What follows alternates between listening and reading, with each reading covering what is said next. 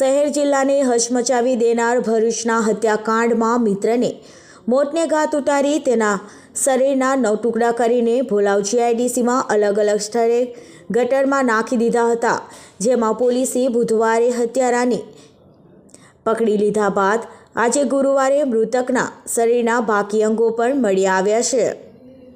ભરૂચ શહેરના વેદાંત સોસાયટીમાં રહેતા સચિન પ્રવીણસિંહ ચૌહાણે તેના ખાસ મિત્ર શૈલેન્દ્રસિંહ ચૌહાણની પત્નીના આપત્તિજનક ફોટા તેના મોબાઈલમાંથી લઈ લીધા હતા।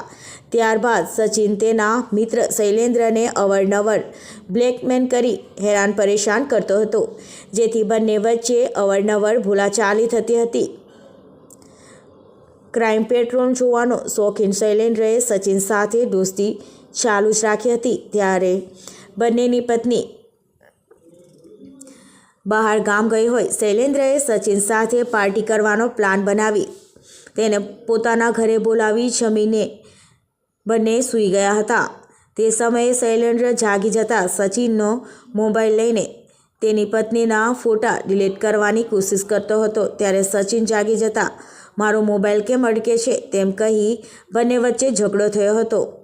આ સમયે ઉશ્કેરાયેલા શૈલેન્દ્રએ ચાકુ વડે સચિનના ગળાના ભાગે હુમલો કરીને મોતને ઘાટ ઉતારી દીધો હતો।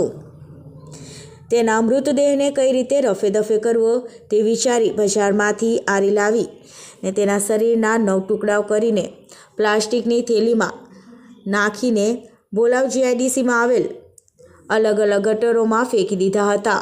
તેમાંથી 5 માનવ અંગો સામાજિક કાર્યકર ધર્મેશ સોલંકીની મદદથી શોધી કાઢ્યા હતા, જ્યારે પગ અને પંજાના ભાગ બાકી હોય આજે ગુરુવારના રોજ સેજ એકમાંથી મળી આવ્યા હતા।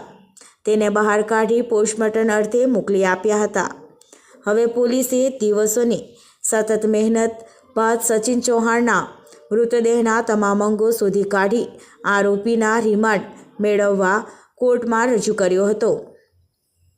બીજી તરફ મૃતક સચિનના ભાઈ મોહિત ચૌહાણે આરોપીની કડકમાં કડક ફાંસીની સજા થાય તેવી માંગ કરી હતી।